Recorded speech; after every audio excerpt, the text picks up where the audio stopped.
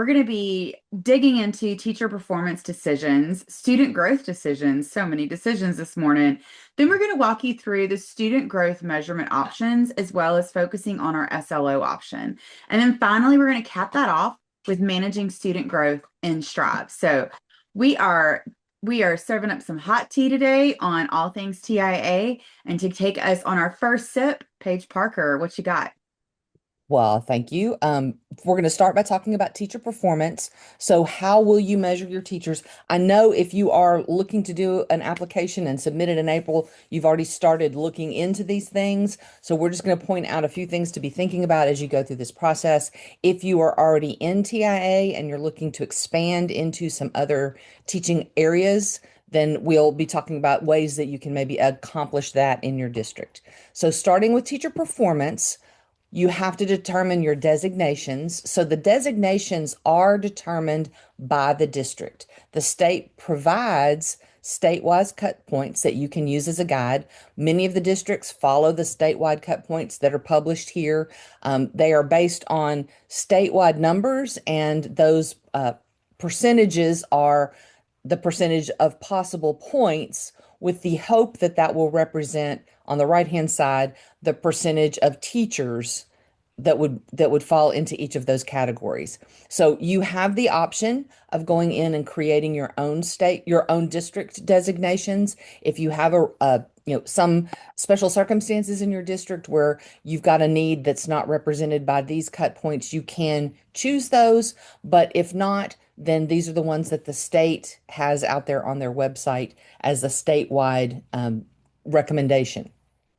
There is a new designation starting in the next school year. So, not for your teachers that you just collected or are collecting data on, but for those teachers that you will begin collecting data next year. There is a new acknowledged designation, and the cut point that's recommended by the state for that one is 3.5. Recognized is at 3.7. Exemplary is now 3.9. I think it used to be 4.0. And then master is still at 4.5. So you have four now categories that you can look at to determine the designations for your teachers. And then there are also four levels for the student growth percentages as well. So that's one thing to be thinking about. Are you, as a district, going to create your own designation criteria? And if so, what are you going to base that on? And then if not, are you going to use these designations that are on the website that are the state recommendations? Not requirements, just recommendations. There's an article linked. Allison mentioned that you will get the slides after the session about 48 hours later, and you will have these slides with the links. So I do have a link out to the TIA website, and I have some links to our online help guide as well, so that you can find more information about the things that we discussed this morning. Okay, so designations is one decision to make. Also, your observation and feedback schedule. So there are two parts in the application that talk about the teacher observation portion. This one is the feedback schedule. This is asking, what are you going to do? So I'm going to zoom in a little bit because I know that's tiny and it's still not very clear, and I apologize for that. It's the best screenshot I could get. But this is asking what you're doing in your t-test process, or if you're not doing the t-test process, are you doing one of the other approved ones? So question number one is asking if your system complies with the state code, and there are some that do other than t-tests. If your district is doing their own district created evaluation process for your teachers, then you will have to get it approved for TIA. So that's kind of what this page is all about. And it's asking about multi-year just as a caution that you have to include the student growth from the same year as the teacher observation. So they have to be observed in the year that you're measuring. Part three, or question number three, asks about your district's requirements in your process. This is not saying that you have to have any specific number of any specific things. As long as you are following the t-test process and doing all the things that t-test requires, then you're using an approved process. But they do ask, what is the number of scored observations, full observations, that you're going to use? I would say the traditional or normal number for t-test is one full 45-minute observation, and that may be the answer that you put in there, or your district may make another decision based on what you've done in the past or what you're trying to accomplish with TIA. It also asks for the number of scored partial observations or walkthroughs. So those would be the shorter ones. It does not say that there is a required number of scored observations or any scored walkthroughs. It only says, what are you doing? And then there's a place for the number of unscored observations of any kind. So that can be the 45-minute one. That can also be your walkthroughs. So this is just asking you to outline your process. It's not asking you, um, or it's not telling you that you have to do any number of these things. It's just giving you a place where you can tell them what you're doing. And then the last question says the total number of scores required per observation or observable dimension of the rubric. So I know that some of you do walkthroughs where they observe what they observe, but if they don't, they leave it blank. So that's, I think, what they're trying to get at here. Are you making sure in some way that all of the dimensions are being rated at some point in time or being observed at some point in time? So this is about outlining your process, and just telling them what you are doing. And as long as the things that you put here follow the t-test guidelines, then you're in good shape. There's not a right or wrong answer here as long as your answer is a t-test answer or NIET or Marzano or Danielson or your approved district process. So as long as it's one of the approved processes and you're following it with fidelity, then your answers here are whatever you want them to be. They're not telling you you have to have a certain number. The second place where it talks about teacher observation is on the weighting page. And this is where you tell it what document are you going to use to pull those numbers from. So you may not have any scored walkthroughs or even a scored, the word scored is a little bit vague. Rated means I'm telling the teachers that they got proficient or accomplished or distinguished. Scored means I'm putting a numeric value on that. And scored is not required in t-tests, and scored is not required in TIA. You just have to tell it what you're doing. So I can pull whatever document that I determine as a district is going to be the best representation. In the beginning of TIA, we saw almost all of our districts using the summative document because that's where teachers' growth actually is hopefully at its highest point. So that would be where I can see this is what my teachers have accomplished overall. I'm looking at the big picture, but you can choose whatever document you want. Some districts do pull from observations, some pull from the summatives. I think just to consider the impact on the teachers of what point in time are you pulling that information, and is that going to be the best picture we can show of those teachers. And then you'll also in this section identify the grades and subjects that are included in this group. For each teacher group, it depends on what the instrument is that you're using to measure and what the student growth is, and then your percentages. So if all of your teachers are pulling from the same document and all of them are using one method and the percentages are the same for all your teachers, then you might have one group.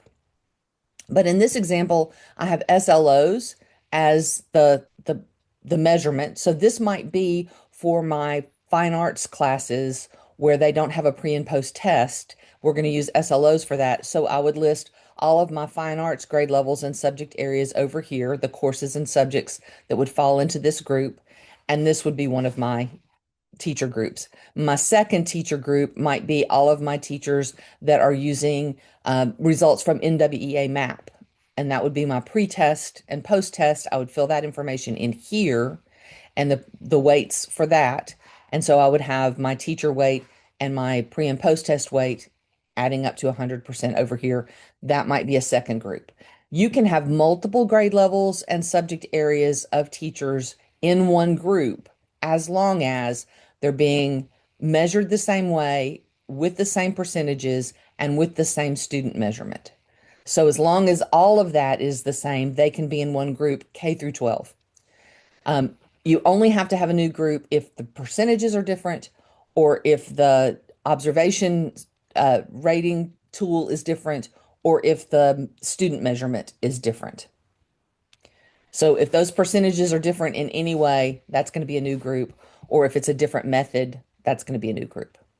There's also a place on here that you can have a third component, an other, and they give you some options for what you could do there. That is not a requirement. It tells you at the top that's optional. But if you do that, you have to make sure that your total percentage, including this, adds up to 100. So if I wanted to add something else in here, I'm going to have to adjust my percentages over here in order to make that total be 100%. Any questions about the waiting part? Do we have any questions in the queue right now? None that I can see. I think we're All there. right. All right. So That's good news. I hope that good means that news. everybody's clear. But if you do have questions, do put them in that Q&A section. Okay, so once you have made those determinations in your application and you know what tool you're going to use and you know what percentages you're going to use, you're going to go into Strive and set that up. So this is in the evaluations, I'm sorry, yeah, Strive settings, and you'll go to evaluation setup is what the section is called. And then you'll go to your appraisee type. So I'm looking at my T-test teachers appraisee type, and I'm going to go to that scoring tab and I'm going to select the document. The choices that you have in this drop down are any observation documents that are in your system actively tied to that framework and any summative documents that you have tied to your system. I always make a recommendation that you use the same observation document and summative document template for all of your teachers, and then you're not splitting things up. Because if I said, well, some I'm going to do with this observation, some I'm going to do with something else, then I've got to pull that report multiple times and combine that data in order to pull together my report for TIA. So streamlining your process to have a single set of documents for all T-test teachers, regardless of their subject area and grade level, is going to help you with your data management, both throughout the year looking at data and also when you do your final reporting. But putting the information here on this scoring tab in Strive is what's going to determine how your TIA report pulls. So we have a report in our system that you will go in and select your group, and it's going to populate based on these things that you tell it in Strive. So on that appraisee type, I'm going to tell it what I'm looking for. And then the report is going to pull the 8 TIA dimensions from whatever document I set here. So you don't have to worry about, I have to tell it which dimensions. It knows to do that. It's going to pull just those ones from the document that you select here. So this is where you'll set that up. I do have a link here to an article in our online help guide so that you can go in and look at that a little more in detail after the webinar. Okay. Um, there's another section in the application, Part D, that talks about your trends, your teacher observation trends. And so it's asking about how you're going to look at data and how you're going to calibrate your appraisers to make sure that everyone is getting an equal and fair observation slash summative, that their ratings that you're reporting on them are fair and equitable.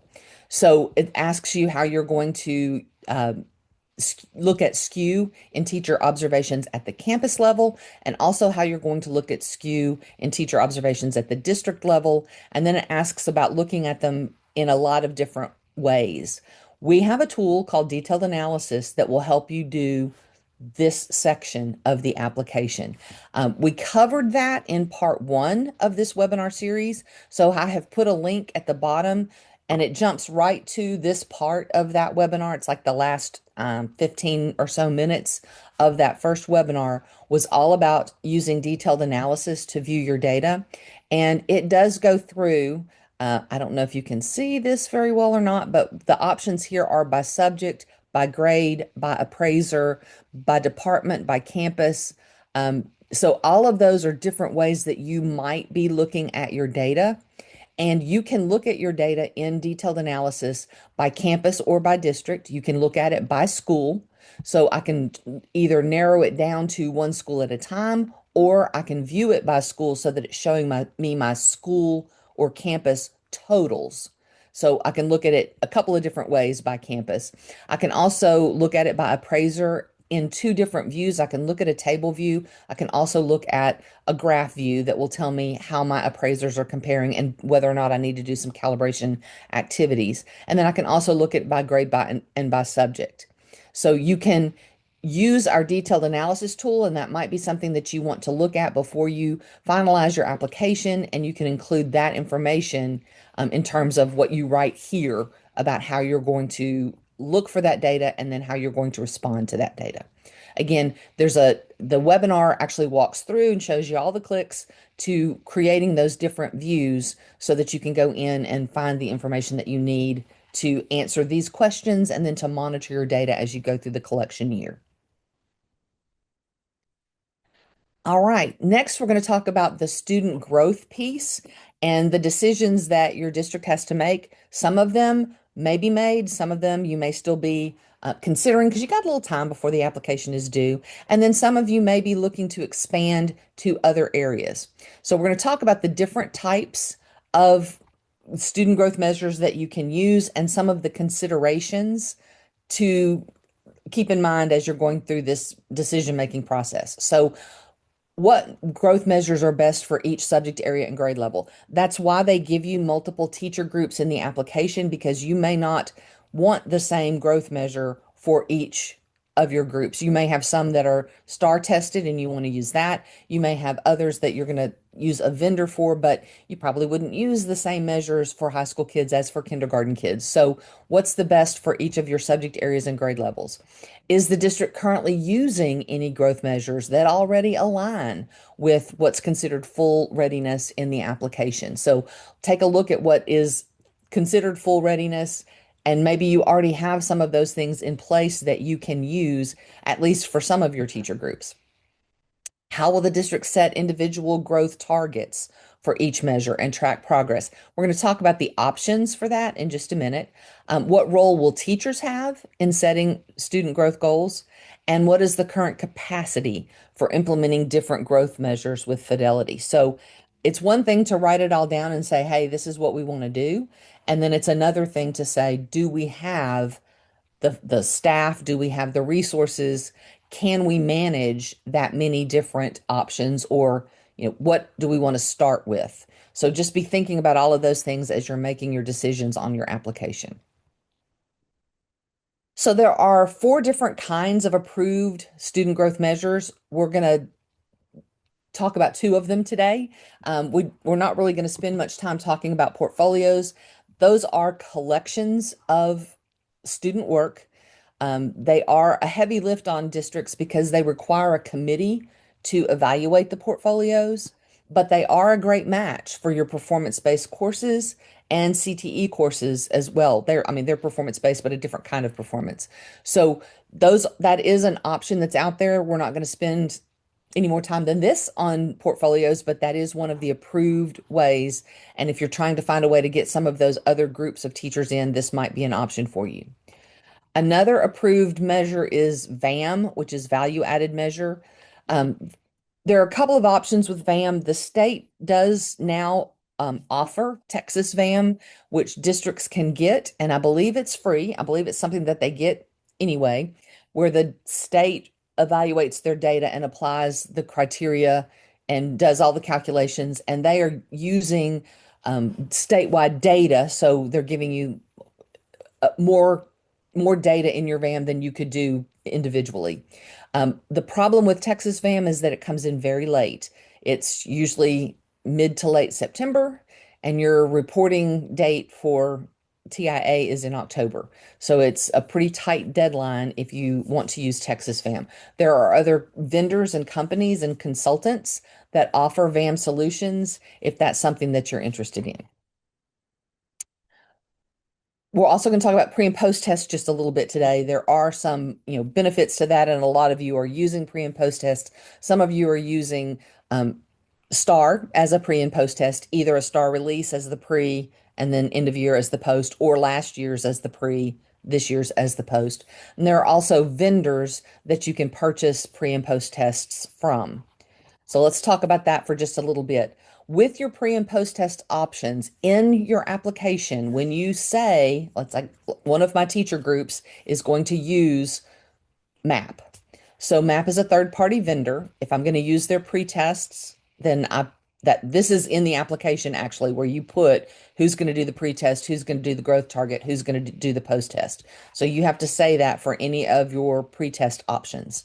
If you're using a third party vendor like NWEA MAP, you may want to have them do all three pieces and they will provide you with the report percentages by teacher that you can use to report to TIA. You could also say, we're going to have the third party vendor do the pre and post test, but we're going to set our district targets. This would be true if you're using STAR as your pre and post test. They're not exactly a third party vendor, but they are an outside test. And they give you pre and post, but they do not do your growth targets. So that would be something that the district would have to do if you're using STAR as your pre and post test. And then if you do district created pre and post tests, which is an approved method of pre and post test, then you would be doing all three pieces, creating the pre tests, doing the growth targets, and creating the post tests. And then you can have a mix of that where you do the pre and you just get a third party to do the post test for you and compare that data. Um, there are lots of different vendors out there that are offering all of these solutions. Um, and so you just need to decide what parts do you want to be responsible for as a district. In the case of STAR, you're really locked into this in one way or another. Either you're doing a district test that's a STAR release that you create, or you're using um, the previous STAR data. But you're locked into having the district set the growth targets if you're using STAR. Okay, so once you've determined which vendors are we going to use for which areas, who's going to do the growth targets, who's going to do the pre and post test, all of that goes into your application on that same weighted page. If I jump back just a hair, um, well, further than I thought, this is where you would put that. Who's doing the pre-test, who's doing the targets, who's doing the post-test. So any groups that are doing the pre and post-test as the method, you would put those three things in there that you will determine as a district. All right. Then, if you are setting your growth targets, you will have six models to consider. So, how are you going to decide what is growth in your district? If you're using a vendor and they're setting the growth rates for you, they can tell you how they do that calculation. But if you allow them to make that choice, then they're going to provide you with that data that says this is the percent of students who grew. And you'll even have the student data that tells you which students grew, which students did not. If you are setting the growth targets yourself, then these are the options that you have. Some of them are simpler and some of them are more complicated. And there are pros and cons for all of them. So I'm going to click on this link that's here at the bottom. This top one is a video where they go over all of them. It's a good video from TIA if you want to watch that. The second one is a link to just their sample models. So it tells you what each one of those models for setting growth is, gives a little summary, talks about the benefits, and then some things to think about. So that first one is a graduated percent model. It does not assume that everybody grows the same amount. Whereas if you go to the flat rate model, it does have everybody with the same rate of growth. So your kid who made a 90 on the test, if we were doing percentage scores, has to grow the same number of points as a kid who made 70 on that test. And there's not always room to grow in the test. So it talks about stretch a lot in these descriptions. And that means that if the test is designed to be exactly at grade level, then those kids who are at your top quartile or quintile don't have enough stretch or room in the test to improve. If the test is designed to challenge the students and be maybe a little above grade level or a little bit above what you want them to be at the end of the year, that does give those upper level grades enough room to stretch and to earn those points that they need to earn to be considered growth. So it talks about stretch in all of these, and that's just really if you have kids who could make 100 on the test in the pre, then your test may not have enough stretch for some of these models of growth. So this is a really good resource just to go through and look at the different measures and what are the pros and cons. It talks a little bit about how hard it is or how much time it takes, complication levels, that kind of stuff. So it's a good resource when you're making that decision about which of the growth models you're going to use in order to determine what the targets are for your students and whether or not they grew. One of the options for pre and post test is local assessments. So you can create your own district level tests. Those of you who are using Aware for testing, you could create a pre-test and a post-test for any subject in Aware, and it could be the data that you use to report to TIA. Now, they do say they must be valid and reliable assessments, and they must, go along with those measurements that we talked about. But they also have something, an article out there, and I think there's a video with it that's best practices for building those local quality assessments to ensure that it is valid and that it is reliable and that you are going to get good data from that after you administer the test. So if your district doesn't have the funds to buy an outside third-party vendor, um, you can create your own. Okay. Um, the next option is third-party vendors, and we've talked about them just a little bit. There's a list that's posted out on the website of third-party vendor options, but they say here in this last bullet, it does not signify that TEA endorses these vendors. It just says that they have been vetted, they have submitted the information to TEA, and it looks like they are going to meet all the requirements. So it's what they are reporting, not necessarily what they are recommending. But there's a list of them. Some of you may have already been through that list, or you may already be using some of the vendors that are on that list. But if you want to use a third-party vendor, that sometimes simplifies your process. And then I did want to mention Teaks Ready. Teaks Ready is sort of a hybrid. It's a test, an item bank. It's not a separate testing system. If you purchase Teaks Ready item bank, it will be put into Aware. And so your students will actually take the pre and post tests in Aware. They build pre and post assessments for subject areas that don't have other testing options. So you can come into any of these links and see what they have available. You can request a trial subscription so that you can check it out, and then get more information. This is a product that is sold by Region 10, one of the service centers, but it does connect to, or that it goes into Aware just like any of the other item banks that you purchase. These are just pre-built pre and post tests by subject and grade level. So that may be, especially if you're interested in doing district created tests, this may be an option for you.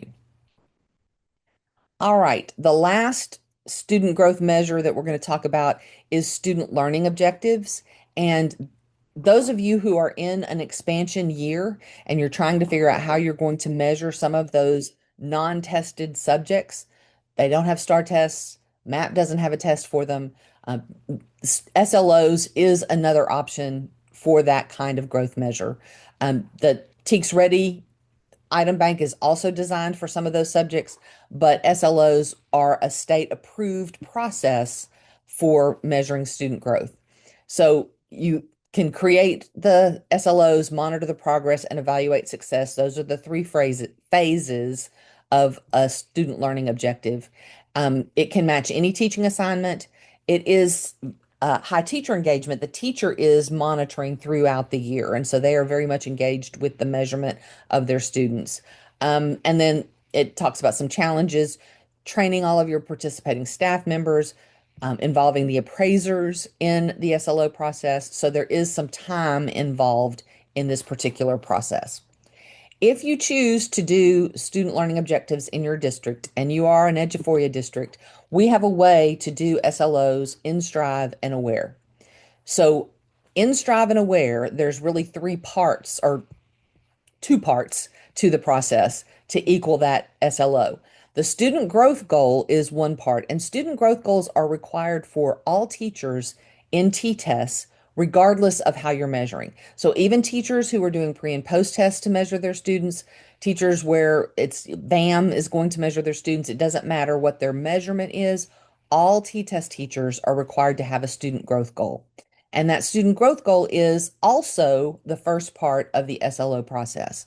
So if you combine the student growth goal with the student portfolio, then it becomes an SLO. The student portfolio piece in Strive and Aware is where you're going to put that initial and target skill, where you're going to put the profiles, where you're going to write the descriptors, and also where that student tracking takes place. The focus area and the skill statement and the standards, those are all part of a regular student growth goal, whether or not it's tied to an SLO. So every teacher is going to do this part, and they're going to have their focus area that they're where their kids are going to be measured, what they're going to try to work on to help kids improve, and what standards are related to that goal. And then if they pair it with a portfolio to do those other pieces, then it's that SLO process. We do have an article out here that compares what it looks like in Strive to what it looks like on the state's SLO paperwork so that you can see the difference and the similarities, how we're covering all of the elements in their forms, but you're doing it in a system that can be monitored by the appraiser and can be visible throughout the year. So if you are, well, all teachers are going to create a student growth goal. And when they go in and use our student growth goal feature, if you have it set up to use that task type, student growth goal task type, and not a document, then they're going to get this little wizard that walks them through the process. So it has a place up here for them to put their their goal statement or their skill focus area. What are they planning to accomplish? It has a place here for them to put their success criteria, which is another thing that's part of the SLO, but it's part of all goals. So all of your teachers will do this part. They can go in when they get to the standards and tags and select a specific level and course. So I could go down to middle school language arts, sixth grade, and find the specific TEKs that are related to the target area that I'm working on. If a teacher is in a STAR tested subject, then their student growth goal, regardless of measure, might be the lowest performing standards historically for that grade level. And so I would write my goal in the area of just those standards that I want to focus on because they were our lowest performing. I'm not going to write a goal that covers every standard in sixth grade language arts that's tested on the STAR test. I'm just going to focus on an area where I'm going to try to make a difference for my students. And then I would do this goal even if we're using STAR testing as a pre and post test model, and I'm not writing the rest of the SLO piece. So I'm going to go in and put that information in there. Again, we have an article that will help your teachers, and there's also a video that's available that Allison's going to talk about a little bit later for teachers to look at and do this process. Then once they have created the goal, this is a tip that we give to teachers when they're writing that goal statement. Put the year and the subject and the grade level in there in the goal statement at the beginning. This is going to help teachers when they go to look at their archives. It's also going to help appraisers to see that this is where they're writing their goal. Does that align with where we're measuring their students? And also, that's where I need to evaluate that teacher. Because if that's what she's working on and that's what her students are going to be measured in, that's where I need to be doing the formal observation at least. I may do some walkthroughs in the other preps, but they need to be evaluated so that we're comparing apples to apples between what the teacher's doing in the classroom and what the student performance looks like. So putting this in there helps the appraisers to kind of keep track of where they need to be doing their observations. Once they have created that student growth goal, if they want to make this an SLO and they want to do that other part, then they can create a portfolio. They don't have to, but all teachers will have this portfolio snapshot in their goal. They'll have the ability to create a new one, start it in Strive, or they'll have the ability to attach one that was created in Aware. So the data for students lives in Aware. So this is sort of a connection between Strive and Aware where the goal piece lives in Strive and is connected to the student data that lives in Aware. So I could click here to create a new one, or I could click here to attach one that I've already created in Aware. If I'm in Aware, and this is if I'm starting from Aware, once I'm in Aware, there's a portfolios button here on the left.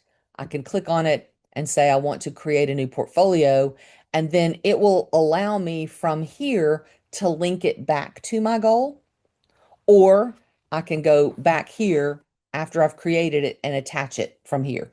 Either way. So teachers who are fairly comfortable and aware sometimes come here, build their portfolio, click, get it attached, they're good to go. Teachers who are more comfortable in Strive often do it from the other side. Some of them don't even realize that they've moved over to Aware when they get over here. But either way, you can do it from either direction and get that created. Once you have created one, given it a name, it exists. I can click on it from Strive to go into it, or I can go navigate to Aware and open it. But I will be able to add students. So this is where we're going to do our tracking of students and also our tracking of the milestones that happen for an SLO. So I could go in and select from a teacher group by clicking on this pencil or this Add Students button, either one. It's going to show me any rostered courses that I have. So all of my courses are going to show up and I can expand them. This one is expanded out. If I check the box beside the course name, then it's going to select every student in that course or that section.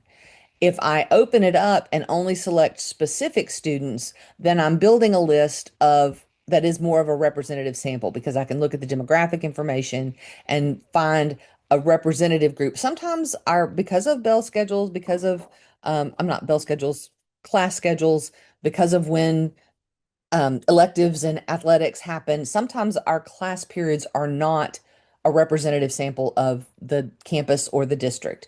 So you can create that representative sample by selecting students from multiple class periods based on demographic data, or you can select the class periods as a whole.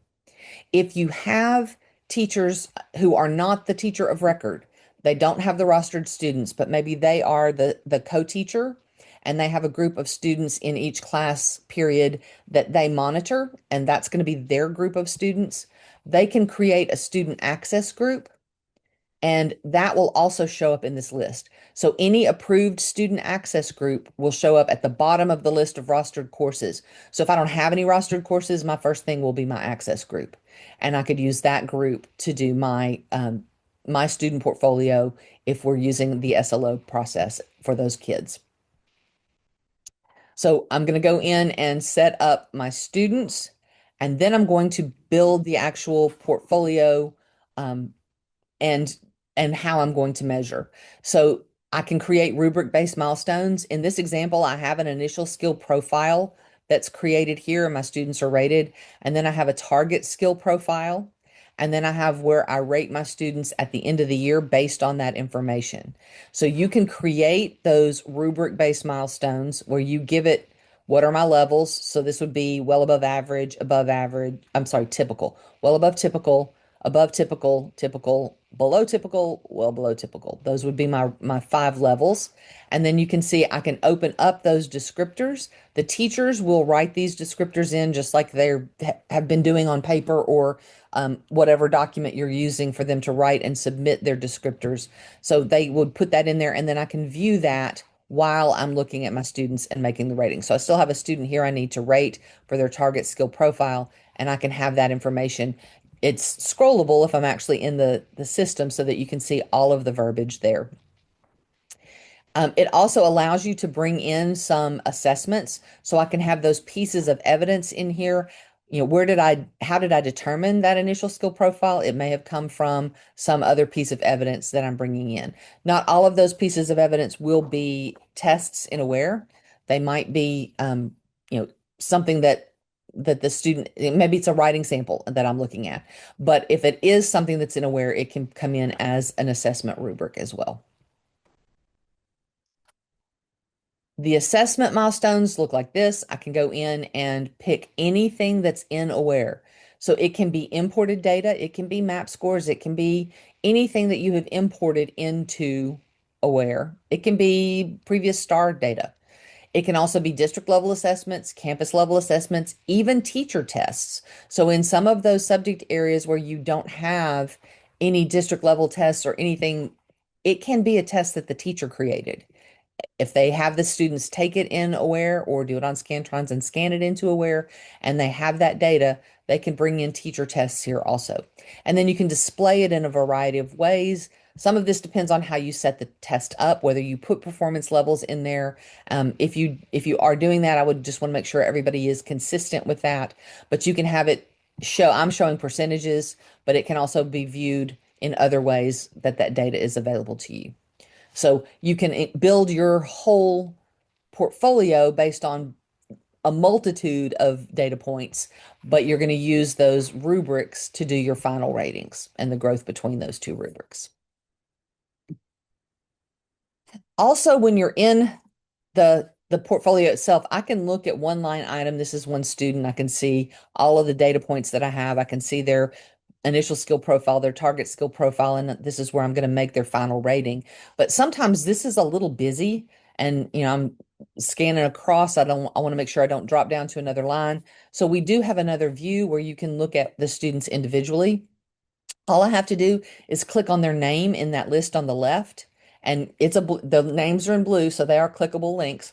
And when you open it, it's going to show one student at a time, all of their information, whatever I rated them for the initial skill profile, it's going to show me that description here so that I can be reminded this is what I thought Carol was doing at the beginning of the year. You also have a place where you can add in comments for each of the milestones, whether I'm making a comment about the assessment or about the initial skill profile, or even about the final rating. There's a comments box for each of those, and you can use those to sort of write your rationale for giving that rating, or it can be what their target is for the end of the year, or it can be both. You have 1,000 characters in each comment box. And so I can look at one student at a time and then just move to the next student by clicking on the name that's on the right, or move to the previous student by clicking on the name that's on the left. So I can scroll through my list instead of having to look at them all in one big table. And then, of course, the final ratings in the SLO process are done by the teachers. And so they would look at all of that data and determine based on the descriptors that were written for initial and for target, did that student meet or did not meet, met expected growth or exceeded expected growth, and attach those ratings to each student's. All of this can be viewed by the appraiser. So when an appraiser goes into the teacher's student growth goal, they can click on that portfolio and they can see the descriptors. So they could go in at the beginning and say, hey, I think we need to work on your descriptors, or they look great, whatever. They can view that early on. And then as the data starts coming in, they can see the percentages, and they can even click on and see a view only of this. So they can't go in and make changes, but they can see all of the ratings that the teacher has given and kind of have those conversations as they go along. Any questions for me at this point? It is all quiet on the Western Front. I hope that's good news. I know this has been a Me lot, too. but I do want to talk about this last piece, which is managing student growth. It's for the reporting piece and it's for the teacher correlation piece as well. So, regardless of what method you're using to measure your students, you're going to put that data into this spot in Strive. So, when you go to Strive settings, there's going to be a button that says Manage Student Growth, and it's going to open up this screen that lists all of your teachers. You can filter them down to just the T-test teachers if that's what you want to look at. I have somebody up here who's a principal, and I might have a couple of others in here somewhere that are not teachers, so I could filter that down if I wanted to. I'm also going to want to make sure I'm looking at the right year. By the time you do your reporting, you may have already rolled over into the next school year, and so I want to make sure that I'm pulling the data and putting the data in the correct spot. So there are three ways that you can put this data in here. We're going to talk about all of them. The first one is I can click on these boxes and manually type that in. If you are a small district and you only have a small number of teachers who are eligible this first year, This might be a method that works for you. If you are a larger district, this might be making you really nervous, but there are other ways to bring this data in. So typing them in manually is one option. You can also import if you are using our student portfolios. I can click on the teacher's name and import those final scores. So I would say this is my portfolio. I can tell that this one is unscored. This one does have scored students, so that's my one. I would click on it and click import, and it would bring those final ratings in from the student portfolio that we just looked at. Those did not met expected or exceeded expected. It would bring those percentages in for that teacher. So that's the second way that you can get the data into this portion. And then the third way is, especially if you're using any of the pre and post test options, you can import. So there's a little import button at the top of the screen. You would come in here. We give you a template that you can download to make sure that your data is in the right form and has all the right fields. This is what you need to have in terms of your headers. And then you have to have this information that's in bold in the file that you upload. So it's going to be per teacher, not per student. Um, Again, I know that some of the vendors provide the data in a by teacher format, but you can ask them for that by sharing this template and explaining that that's what you need. They know that's what you need to report. So I think probably all of the vendors have it. I just haven't personally seen them because I'm not a customer. But you can go in and do this file upload. So you may be doing multiple uploads. You may upload all of your map teachers in one upload and then all of your circle teachers in another. But you will get that data ready from the vendor or however you prepare it, and then you'll upload it here so that it's going to work with the TIA report and the correlation report. And then finally, if we could just ask y'all to fill out this TIA survey, give it a quick scan, or you can fill it out whenever you get the slides. But just this helps us know where to target our efforts to really help you and support you in your TIA process. And so if you can give us that data, we would really appreciate it. It's a really quick survey, but it helps us focus where we put our support. And thank y'all so much for joining us today.